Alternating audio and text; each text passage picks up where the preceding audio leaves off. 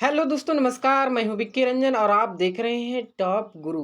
जी हाँ दोस्तों, आज का वीडियो 11th 12th के जितने सारे स्टूडेंट हैं, जेपीएससी मेंस की जो तैयारी कर रहे हैं, यूपीएससी मेंस की जो तैयारी कर रहे हैं और जितने सारे पीसीएस एग्जाम हैं उसकी तैयारी कर रहे हैं, उसके साथ साथ अनेकों प्रतियोगिता परीक्षा की दृष्टि से ये जो वीडियो है बहुत ही महत्वपूर्ण होने वाला है दोस्तों।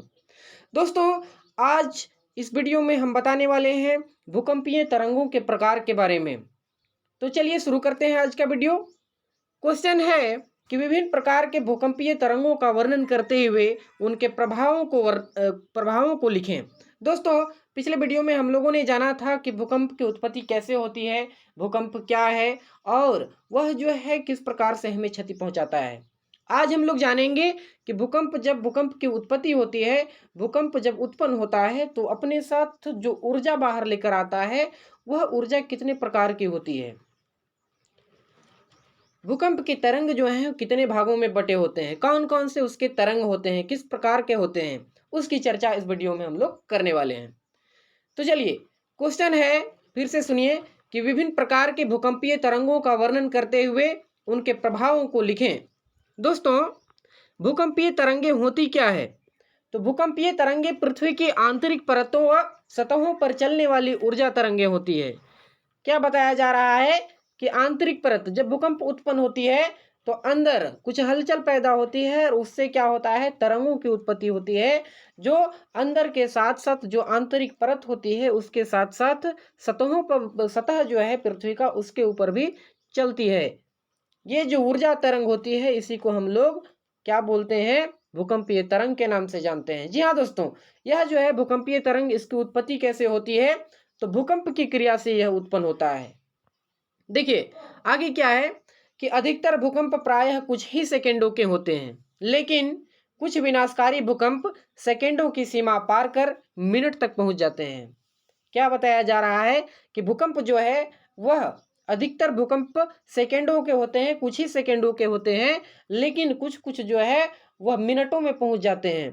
और जब मिनटों वाला भूकंप होता है तो बहुत ज्यादा क्षतिग्रस्त करके चला जाता है। देखिए आगे क्या है कि प्रायः भूकंप के मुख्य झटके से पहले पूर्व कंपन का आभास होता है। कोई भी चीज अचानक से पूरा पूरा हिलने नहीं लगती है, उससे पहले हम लोगों को क्या किया जाता है, पूर्व कंपन का आभास होता है।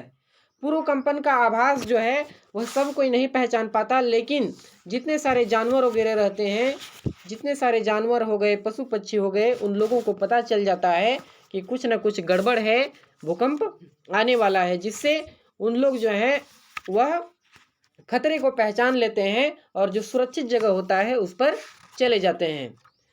दोस्तों, क्या होता है जब भूकंप आता है तो उससे पहले हम लोगों को पूर्व कंपन का आभास होता है। किसका आभास होता है? पूर्व कंपन का। पूर्व कंपन का आभास होने के कुछ ही सेकेंडों के अंतराल में हमें मुख्य झटके जो हैं महसूस होने लगते हैं। जी हाँ दोस्तों, सही सुन रहे हैं कि पहले पूर्व कंपन आता है, उसके बाद जो मुख्य झटका होता है वह आता है।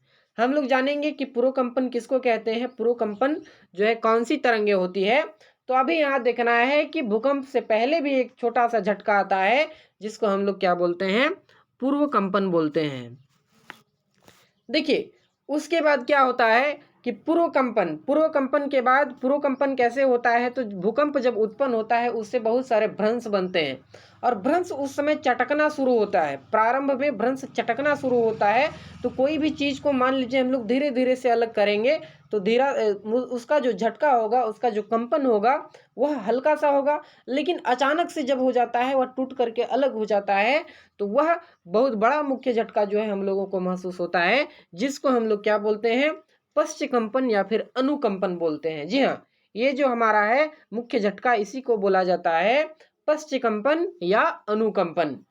आगे देखिए, आगे क्या है कि पूर्व कंपन भूकंप प्रारंभिक अवस्था होती है। पूर्व कंपन जो है भूकंप की प्रारंभिक अवस्था होती है, जो हमें भूकंप के मुख्य झटके की पूर्व चेतावनी देती है। क्या बोला जा रहा है कि पूर्व कंपन जो है वह भूकंप की प्रारंभिक अवस्था है, जो भूकंप के मुख्य झटके की हमें चेतावनी देती है, पहले बता देती है कि हाँ भूकंप आने वाला है, आप लोग जो हैं वह सतर्क हो जाइए।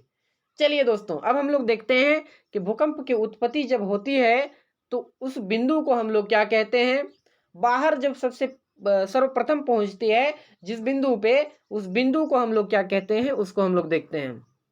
दोस्तों, भूकंप की उत्पत्ति एक बिंदु से नहीं होती है, बल्कि एक उसका सीमित क्षेत्र हुआ करता है। अंदर से जब भूकंप की उत्पत्ति होती है पृथ्वी के आंतरिक भागों से, तो वह एक बिंदु से न होकर बल्कि उसका एक सीमित क्षेत्र होता है, क्षेत्र से हुआ करती है, जिसे भूकंप मूल कहा जाता है। जी हाँ, क्वेश्चन आप लोगों को पूछेगा कि भूकंप की उत्पत्ति जिस बिंदु से होकर या फिर जिस जिस सीमा से होती है, जिस सीमा क्षेत्र से होती है, उसको हम लोग क्या कहते हैं, तो भूकंप मूल कहते हैं। और भूकंप मूल हो गया नीचे वाला भाग, और ऊपर जब पहुंचती है, सर्वप्रथम जिस भाग पर महसूस किया जाता है, उसे इसको बोला जाता है वहां पे भूकंप केंद्र या फिर ईपी सेंटर हम लोग कहते हैं। चलिए देखिए, यहाँ फोटो के माध्यम से हम लोग समझते हैं। ये जो यहाँ पे दिख रहा है हमारा भूकंप मूल, ये क्या है, छोटा सा जो बिंदु दिख रहा है, यह बिंदु नहीं है, बल्कि यह क्या है, तो एक सीमित क्षेत्र है। इसको हम लोग बोलेंगे भूकंप मूल। और सबसे पहले यहाँ से जब तरंग जो है ऊपर गई, धरातल पे पहुंची, अब धरातल पे जब पहुंचती है तो इसी को बोला जाता है भूकंप अधिकेंद्र या फिर भूकंप केंद्र हम लोग बोलते हैं। चलिए, तो ये आपको समझ में आ गया होगा कि जहाँ से उत्पत्ति होती है भूकंप की, उसको भूकंप मूल कहते हैं। और पृथ्वी जो धरातल है, उसकी धरातल पे सर्वप्रथम जिस जगह पे पहुंचती है, जिस बिंदु पे पहुंचती है, उसे भूकंप केंद्र कहा जाता है। तो यहाँ पे आप लोग गड़बड़ाइएगा नहीं, भूकंप केंद्र का मतलब अंदर वाला नहीं मार के, बल्कि ऊपर वाला जो भाग होता है जहाँ पे भूकंप सर्वप्रथम पहुंचती है, वो वाला हो जाएगा। चलिए आगे हम लोग देखते हैं। भूकंप मूल की गहराई के आधार पर भूकंपों को 3 वर्गों में रखा जाता है। जो भूकंप मूल की गहराई होती है कि कितना गहरा भाग से भूकंप की उत्पत्ति हुई है, उसके आधार पर इसको 3 भागों में रखा जाता है, 3 वर्गों में। पहला जो है सामान्य भूकंप। सामान्य भूकंप किसको कहते हैं, तो जो 0 से 50 किलोमीटर की गहराई से उत्पन्न होता है, 0 से 50 किलोमीटर की गहराई से उत्पन्न होता है। दूसरा है दोस्तों मध्यवर्ती भूकंप। मध्यवर्ती भूकंप कैसे भूकंप को कहा जाता है, जो पृथ्वी का जो आंतरिक भूभाग होता है वह 50 से 250 किलोमीटर की गहराई से जब उत्पन्न होती है, तो इसको हम लोग मध्यवर्ती भूकंप कहते हैं। और तीसरा है दोस्तों गहरा या पातालीय भूकंप। गहरा या पातालीय भूकंप का संबंध क्या है, तो पृथ्वी के अंदर जब 250 किलोमीटर अंदर या फिर 250 से 700 किलोमीटर अंदर के बीच अंदर से जब भूकंप की उत्पत्ति होती है, तो इसको गहरा भूकंप या फिर पातालीय भूकंप कहा जाता है।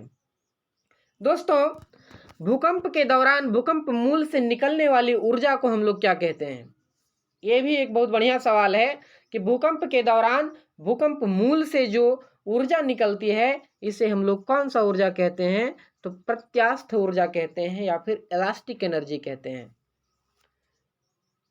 और वहां से जो तरंगे निकलती है, वहां से जो तरंगे निकलती है, तरंग को हम लोग क्या कहते हैं, तो भूकंपीय तरंग कहते हैं। देखिए यहाँ पे 2 पॉइंट आया कि भूकंप मूल से जो ऊर्जा निकलती है, ऊर्जा को हम लोग क्या बोलेंगे, प्रत्यास्थ ऊर्जा बोलेंगे, और जो तरंग निकलेगी उसको हम लोग क्या बोलेंगे, तो भूकंपीय तरंग बोलेंगे। चलिए आगे, भूकंपीय तरंगों को उसकी तीव्रता के आधार पर 3 श्रेणियों में रखा जाता है। कैसा उसका तीव्रता है, उसके आधार पर भूकंपीय तरंग को 3 भागों में, 3 श्रेणियों में बांटा गया है। पहला प्राथमिक अथवा लंबात्मक तरंग, जिसको हम लोग पी तरंग के नाम से भी जानते हैं। दूसरा है द्वितीयक अनुप्रस्थ अथवा गौण तरंगे, जिसे हम लोग एस तरंग कहते हैं। और तीसरा है धरातलीय तरंगे, जिसे एल तरंग और आर तरंग भी कहा जाता है। देखिए पहला पी तरंग, दूसरा एस तरंग और तीसरा एल अथवा आर तरंग। चलिए हम लोग बारी बारी से इसकी चर्चा करते हैं, इसको और बढ़िया से जानते हैं कि पी तरंगे, एस तरंगे, एल तरंगे, ये सब क्या है। तो पहला है दोस्तों प्राथमिक अथवा लंबात्मक तरंगे, जिसको पी तरंग के नाम से जाना जाता है। इंग्लिश में बोलते हैं हम लोग प्राइमरी और लॉन्गिट्यूडिनल वेव्स। प्राइमरी और लॉन्गिट्यूडिनल वेव्स दोस्तों, इन्हें पी तरंगों के नाम से भी जाना जाता है। हर एक पॉइंट जो है वह बहुत महत्वपूर्ण है, इसीलिए ध्यान से देखिएगा और इसको याद कीजिएगा। इंग्लिश में बोला जाता है प्राइमरी और लॉन्गिट्यूडिनल वेव्स। दोस्तों, इन्हें पी तरंगों के नाम से जाना जाता है। और ये जो है तीसरा पॉइंट, यह क्या बता रहा है कि ये अनुदैर्घ्य तरंगें होती है। कैसी तरंगें होती है? अनुदैर्घ्य तरंगें होती है, जो ध्वनि तरंगों की भांति चला करती है। ध्वनि जो हमारा है वह अनुदैर्घ्य तरंग है, इसीलिए बोला गया है यहाँ पे कि अनुदैर्घ्य तरंगे हैं जो ध्वनि तरंगों की भांति चला करती है। ध्वनि तरंग जिस प्रकार से चलती है उसी प्रकार से ए तरंग भी चलती है। चलिए पी का बात कर रहे हैं हम लोग। इनमें अणुओं का कंपन तरंगों की दिशा में आगे पीछे होता है। क्या बताया जा रहा है कि इनमें अणु का जो कंपन होता है वह तरंगों की दिशा में आगे पीछे होता है। कहाँ होता है? तो आगे पीछे तरंगों की दिशा में, जिस साइड तरंग जा रहा है उसी साइड। जैसे हम लोग एक रस्सी को हिलाएंगे तो उसमें किस प्रकार का वेव होगा? आगे पीछे का वेव होगा कि नहीं होगा? स्प्रिंग को हिलाएंगे तो उसमें किस प्रकार का वेव होगा? तो वही वेव जो है उसी को हम लोग बोलते हैं आगे पीछे का वेव। चलिए अब आगे हम लोग देखते हैं आगे क्या है। तीनों भूकंप की लहरों में सबसे सर्वाधिक वेग किसका होता है? तो ये जो हमारी है पी तरंगे, प्राइमरी वेव, इसी का होता है। कितना होता है? तो 8 किलोमीटर प्रति सेकेंड, मतलब 1 सेकेंड में 8 किलोमीटर की दूरी तय करती है। कौन दोस्तों? प्राथमिक तरंगे। प्राथमिक तरंगे 1 सेकेंड में कितनी किलोमीटर दूरी तय करती है? तो 8 किलोमीटर। यह जो है जितने सारे तरंगों हैं सबसे सर्वाधिक वेग जो है लेकर के चलती है। आगे देखिए आगे क्या है कि इस तरंगों की तुलना में इसका वेग 66% जो है अधिक होता है। एस की अपेक्षा अगर हम लोग इसकी तुलना करें तो 66%, 66% जो है वेग इसका अधिक होता है। किसका? पी, प्राइमरी वेव्स का। चलिए, प्राथमिक तरंगे जो है वह ठोस, तरल और गैस तीनों माध्यम को भेदने में सक्षम है। प्राथमिक तरंगे ठोस में भी गमन करती है, तरल में भी गमन करती है और गैस, तीनों माध्यम इसके पास ऐसी क्षमता है कि यह तीनों माध्यम को क्या कर सकती है? भेद सकती है, क्योंकि इसका जो है स्पीड वह बहुत ज़्यादा होता है। दोस्तों, पूछा जाएगा आप लोगों से कि जो प्राथमिक तरंगे होती है, पी तरंगे होती है, उसका अधिकतम वेग कहाँ पे होता है? तो किस माध्यम में होता है? ठोस में होता है। और न्यूनतम की जब बात की जाएगी तो न्यूनतम वेग किस में होता है? गैस में होता है। अधिकतम किस में? ठोस में, और न्यूनतम गैस में। इसको याद रखिएगा। चलिए अब प्राथमिक तरंगों के बाद हम लोग पहुंचते हैं द्वितीयक या फिर गौण तरंग पे। गौण तरंग को एस तरंग के नाम से भी जाना जाता है। दोस्तों, इसे इंग्लिश में कहते हैं हम लोग सेकेंडरी और ट्रांसवर्स वेव। सेकेंडरी और ट्रांसवर्स वेव, इन्हें एस तरंगों के नाम से भी जाना जाता है। आगे क्या है? अगला पॉइंट जो है, देखिए, ए अनुप्रस्थ तरंगे होती है जो प्रकाश तरंगों की भांति चला करती है। इसे किस तरंग के नाम से जाना जाता है? तो अनुप्रस्थ। जस्ट उसका उल्टा, पी का उल्टा, पी हम लोग अनुदैर्घ्य देखे और ये जो है अनुप्रस्थ तरंग है जो प्रकाश की भांति चला करती है। प्रकाश तरंग जिस प्रकार चलती है उसी प्रकार से ये भी चलती है। एस वेव्स जो है वो चलती है। इनका औसत वेग कितना होता है? तो उससे स्लो, पी से स्लो 4 किलोमीटर पर पहुंच गई। पी 8 किलोमीटर था, एस पी जो था 8 किलोमीटर और एस जो है कितना पहुंच गई? 4 किलोमीटर, मतलब उससे कम हो गई। देखिए, अब कम होगा तो इसका भेदन क्षमता भी कम हो जाएगा। तो द्वितीयक तरंगें सिर्फ ठोस माध्यम में ही गमन कर सकती है। सिर्फ ठोस को भेद देने में यह जो है सक्षम होती है। यह जैसे ही पहुंचती है तरल माध्यम में वैसे ही लुप्त हो जाती है। मतलब पूछा जाएगा कि कौन सी तरंग सिर्फ ठोस माध्यम में गमन करती है? तो द्वितीयक तरंग या फिर सेकेंडरी वेव्स जिसको बोलते हैं हम लोग एस तरंग, वही हो जाएगा। दोस्तों, पी की तुलना में अगर हम लोग इसका वेग देखें तो कितना परसेंट कम होता है? 40% कम होता है, 40% कम होता है। ये प्राथमिक तरंगों की तुलना में अधिक क्षतिग्रस्त होती है। अब देखिए, ये यहाँ पे सवाल उठता है कि इसकी जो भेदन क्षमता है वो तो कम है, लेकिन यह क्षतिकारक क्यों है? तो दोस्तों, कहाँ से भूकंप की उत्पत्ति होती है? तो हम लोग देखे थे जहाँ पे मैग्मा बनता है उस जगह से अधिकतर भूकंप। तो वहाँ से क्या होता है, अंदर जाने का उसको रास्ता जो वेव हैं, जो लिक्विड फॉर्म में या फिर गैस फॉर्म में नहीं जा पाते हैं, वह सीधा कहाँ आते हैं, धरातल की ओर ऊपर आते हैं। अब जितना सारा वेव होता है वो सब कहाँ पहुँचता है, ऊपर की ओर पहुँचता है। ये जो प्राथमिक तरंग, ये जो है सेकेंडरी वेव्स, वह क्या होता है, ऊपर पहुँचता है और स्लो आता है। तो जो जितना स्लो आता है वह जो है उतना ही खतरनाक बनते जाता है।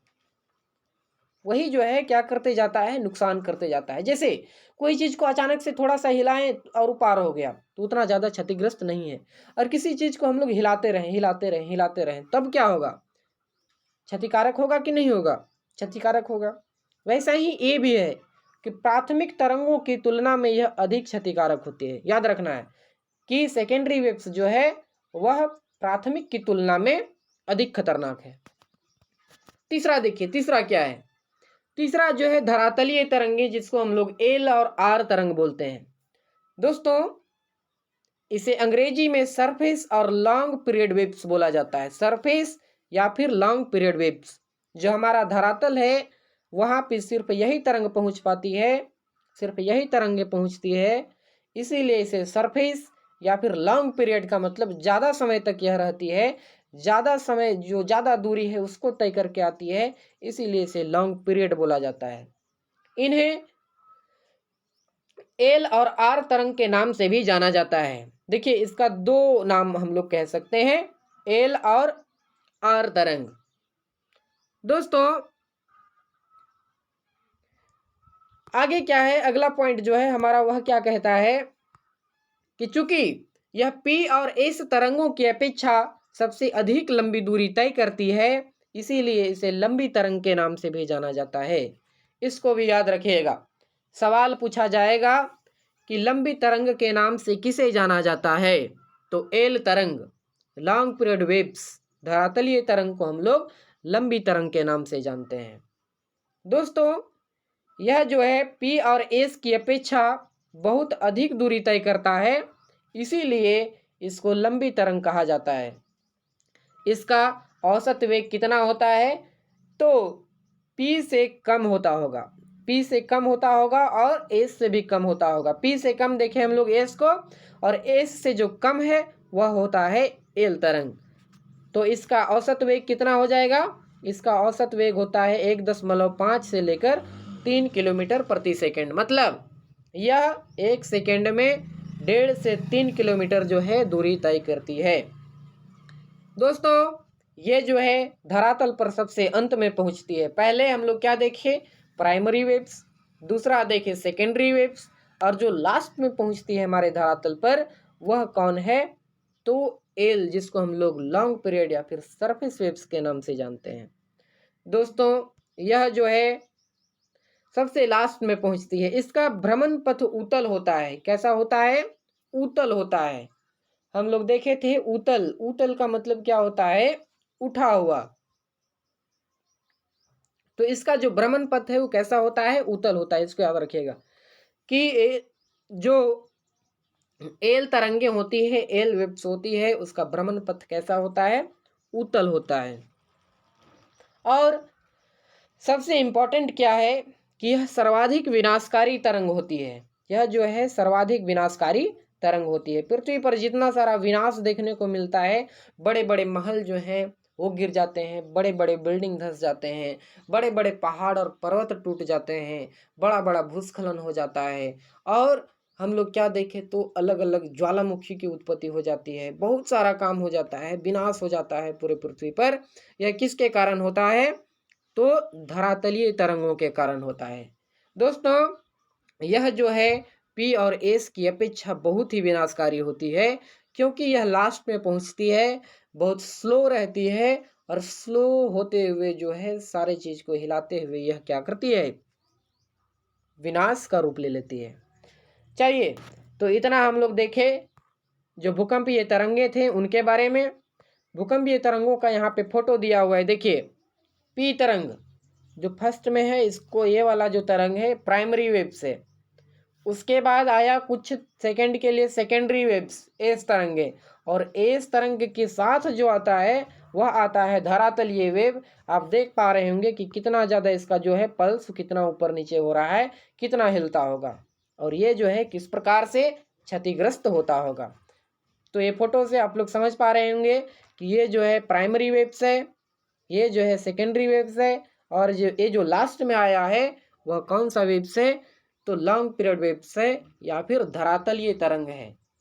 तो दोस्तों अगर आज का वीडियो आपको पसंद आया होगा तो प्लीज़ मेरे इस YouTube चैनल को आप YouTube में जाइएगा और सर्च कीजिएगा सक्सेस एरिया, SUCCESS क्या सर्च करना है आपको, SUCCESS और AREA। इसको जब आप सर्च कीजिएगा YouTube पर तो ये जो है हमारा चैनल सक्सेस एरिया नाम से या फिर टॉप गुरु लिखा हुआ है उसके नाम से आ जाएगा। उसको क्या करना है, आप लोग सब्सक्राइब कर दीजिएगा और जो बेल बटन है उसको ज़रूर प्रेस कीजिएगा। दोस्तों अगर वीडियो अच्छा लगा होगा तो वीडियो को लाइक भी कीजिएगा और शेयर भी कीजिएगा। तो फिर मिलते हैं अगले क्लास में। आज के लिए बस इतना ही। बहुत बहुत धन्यवाद। जय हिंद दोस्तों।